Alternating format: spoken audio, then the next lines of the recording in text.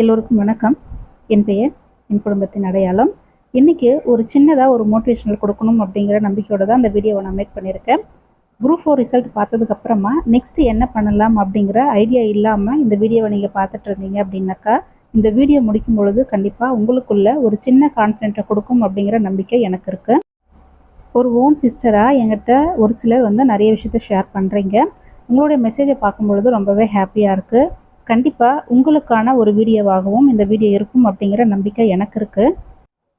டிஎன்பிசியை விட்டுட்டு நம்ம போயிடலாமா? அப்படி இல்லைனாக்கா டிஎன்பிசிக்கு நான் அன்ஃபிட்டா? அப்படி இல்லைன்னா இதுக்கான டிஎன்பிசி படிக்கிறதுக்கான குவாலிஃபிகேஷன் எனக்கு இல்லையா? இல்லை எனக்கு எலிஜிபிள் டிஎன்பிசி இல்லையா அப்படின்னு சொல்லிட்டு நிறைய பேர் கன்ஃபியூஷனில் இருக்கீங்க அப்படிங்கிறது எனக்கு நல்லாவே தெரியுது. ஃபஸ்ட்டு நான் உங்கள்கிட்ட எல்லாருக்கிட்டையும் ஒரு சில கொஷின்ஸ் அப்படிங்கிறத கேட்குறேன்.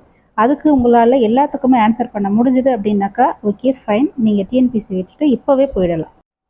ஃபஸ்ட்டு கொஷின், டிஎன்பிசியை விட்டுட்டு நீங்கள் போயிட்டீங்க அப்படின்னாக்கா 1% கூட, ஒரே 1% கூட என்னால் டிஎன்பிசியை பற்றி நினைக்காம இருக்க முடியும் அப்படின்னு நீங்கள் நினச்சிங்க அப்படின்னாக்கா கண்டிப்பாக நீங்கள் டிஎன்பிசி விட்டுட்டு போயிடலாம். செகண்டு, டிஎன்பிசியை விட்டுட்டோ இல்லை எக்ஸாம்ஸை விட்டுட்டோ இல்லை உங்களுடைய ஸ்டடீஸை விட்டுட்டு உங்களுடைய லைஃப்பை ஹாப்பியாக உங்களால் மூவ் ஆன் பண்ண முடியும் அப்படின்ட்டு நீங்கள் நினச்சிங்க அப்படின்னாக்கா நீங்கள் டிஎன்பிசி விட்டுட்டு போயிடுங்க.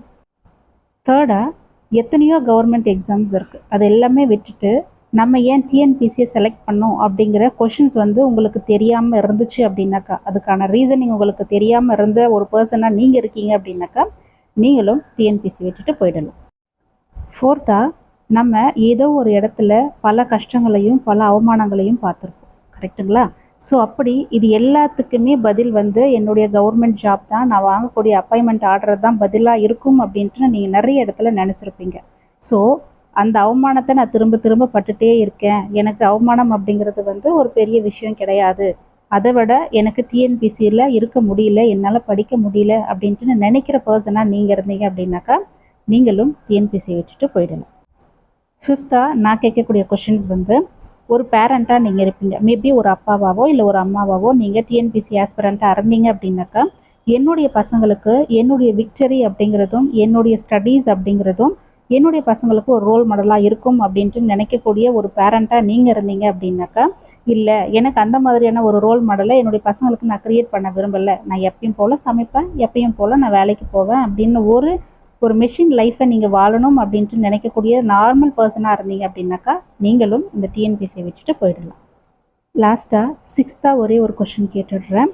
எவ்வளவோ கஷ்டங்களையும் அவமானங்களையும் நம்ம பார்த்துருப்போம். ஒரு டிஎன்பிசி ஆஸ்பிரண்ட்டாக நிறைய விஷயத்த நம்ம இக்னோர் பண்ணியிருப்போம். நம்மளுடைய பசங்களோட டைம் ஸ்பெண்ட் பண்ணுறதாகட்டும், நம்மளுடைய பர்சனல் லைஃப் ஆகட்டும், நம்மளை சுற்றி இருக்கக்கூடிய ஒரு ஃபங்க்ஷன்ஸ் ஆகட்டும், ஒரு ஃபெஸ்டிவல்ஸ் ஆகட்டும், இந்த மாதிரி நிறைய விஷயத்த நம்ம இக்னோர் பண்ணியிருப்போம். இது எல்லாமே நான் வேலை வாங்கணும் அப்படிங்கிற ஒரே ஒரு ரீசனுக்காகத்தான் நான் இவ்வளோத்தையும் சாக்ரிஃபைஸ் பண்ணியிருப்பேன் அப்படின்னா இவ்வளவு நாளும் நம்ம வாழ்ந்திருப்போம்.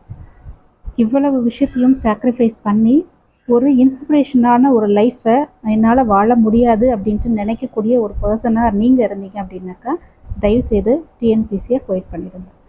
நான் கேட்ட இந்த 6 கொஸ்டினுக்கும் ஒரு கொஸ்டின் கூட இல்லாமல் எல்லாத்துக்குமே உங்களால் ஆன்சர் பண்ண முடிகிற பர்சனாக நீங்கள் இருக்கீங்க அப்படின்னாக்கா அப்போது நீங்கள் டிஎன்பிசிக்குள்ளே இருக்கக்கூடிய ஆள் அப்படிங்கிறது கிடையாது. நீங்கள் தயவு செய்து டிஎன்பிசியை விட்டுட்டு வெளியில் போயிடுங்க.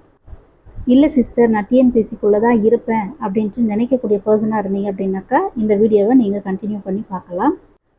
நாம் தான் நம்மளுடைய தகுதியை டிசைட் பண்ணணும், கரெக்டுங்களா? ஸோ மற்றவங்க நம்மளுடைய தகுதி அப்படிங்கிறத டிசைட் பண்ணக்கூடாது, அதுக்கான இடத்தையும் நம்ம கொடுக்கக்கூடாது.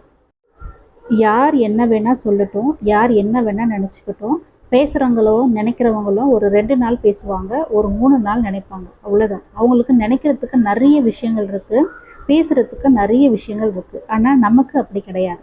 நம்மளுடைய சிந்தனையும் நம்மளுடைய செயலும் நம்மளுடைய பேச்சும் எல்லாமே டிஎன்பிசி, கவர்மெண்ட் ஜாப், இது மட்டும்தான். ஸோ அப்படி இருக்கும் பொழுது எதுக்காக நம்ம டிஎன்பிசியை விட்டுட்டு போகணும் அப்படின்னு சொல்லிட்டு நிறைய பேர் நினைக்கிறீங்க அப்படின்ட்டு எனக்கு புரியலை. எல்லா விஷயம் தெரிஞ்சு தான் நம்ம டிஎன்பிசிக்குள்ளே வந்திருக்கோம். டிஎன்பிசி அப்படிங்கிறதோ இல்லை கவர்மெண்ட் ஜாப் அப்படிங்கிறதோ ரொம்ப சாதாரணமான ஒரு விஷயம் அப்படிங்கிறது கிடையாது. எல்லாமே தெரிஞ்சு தான் நம்ம டிஎன்பிசிக்குள்ளே வந்திருக்கோம். அப்படி இருக்கும் பொழுது கொஷின் டஃப்பாக இருக்குது, காம்படிஷன்ஸ் அதிகமாக இருக்குது, இல்லை வேக்கன்சி குறைவாக இருக்குது அப்படின்னு சொல்கிறதுல எந்த ஒரு ரீசனுமே கிடையாது. நமக்கான செயல், நமக்கான வேலை அப்படிங்கிறது படிக்கிறது மட்டும்தான், எக்ஸாம் எழுதுறது மட்டும்தான். ஸோ அதை நோக்கி மட்டுமே உங்களுடைய பயணம் அப்படிங்கிறத வச்சுக்கோங்க. யார் சொல்கிறதையும் காதில் போட்டுக்காதீங்க. எந்த ஒரு இடத்துல நீங்கள் அவமானப்பட்டு அசிங்கப்பட்டு நிற்கிறீங்களோ அந்த இடத்துல தான் நீங்கள் ஜெயிக்கணுமே தவிர, விட்டுட்டு போகிறது அப்படிங்கிறது எதுக்குமே ஒரு சொல்யூஷன் அப்படிங்கிறது கிடையாது. ஒரே ஒரு விஷயத்தை உங்களுக்கு ஞாபகப்படுத்தணும் அப்படின்னு நான் நினைக்கிறேன். இந்த உலகம் வாழ்ந்தாலும் பேசும், வீழ்ந்தாலும் பேசும் இல்லையா? ஸோ அதனால் யார் நினைக்கிறாங்க அப்படின்றத கவலையை விட்டுட்டு நீங்கள் அடுத்து என்ன பண்ணலாம் அப்படிங்கிற ஒரு முடிவு எடுத்துகிட்டு படிக்க ஆரம்பிங்க. இந்த லைஃப் நமக்கானது, கடவுள் நமக்கு வாழ்கிறதுக்காக கொடுத்தது. ஸோ நம்மளுடைய லைஃப்பை நம்ம வாழுவோம், நமக்கான வாழ்க்கையை நம்ம வாழுவோம் அப்படிங்கிற ஒரு நம்பிக்கையோடு நீங்கள் படிக்க ஆரம்பிங்க. கண்டிப்பாக நம்ம இந்த வருஷம் விட்டாலும் வரக்கூடிய அடுத்த வருஷத்தில் நம்ம போஸ்டிங் எடுப்போம் அப்படிங்கிற நம்பிக்கையோட நீங்கள் படிங்க. ஃபஸ்ட்டு உங்களை நீங்கள் நம்புங்க, அதுக்கப்புறம் மற்றவங்களுக்கு நம்ம ப்ரூஃப் பண்ணலாம். All the best. தேங்க்யூ.